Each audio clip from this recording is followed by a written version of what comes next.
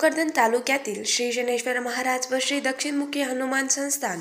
जागृत कोठारा जैनपूर तालुका भोकरदन जिल्हा जालना दिनांक 29/3/2025 शनिवार अमावस्या निमित्त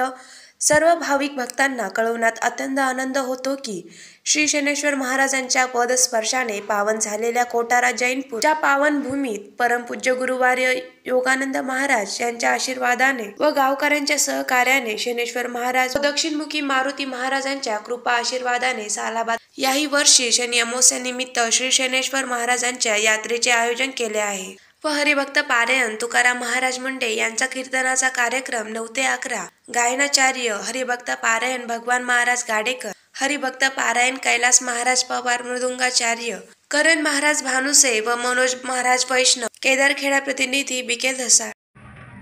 आज दिनांक 29/2025 वार शनिवार या ठिकाणी भव्य दिव्य यात्रा महोत्सव श्री शनेश्वर महाराज व श्री दक्षिणमुखी जागृत देवस्थान कोठारा जैनपूर या ठिकाणी मान्यवर आदरणीय आमचे सर्वांचे लाडके आमचे दत्तू काका सरपंच आणि एकनाथ भाऊ रोडे हेही उपसरपंच, बबन आबा संस्थान अध्यक्ष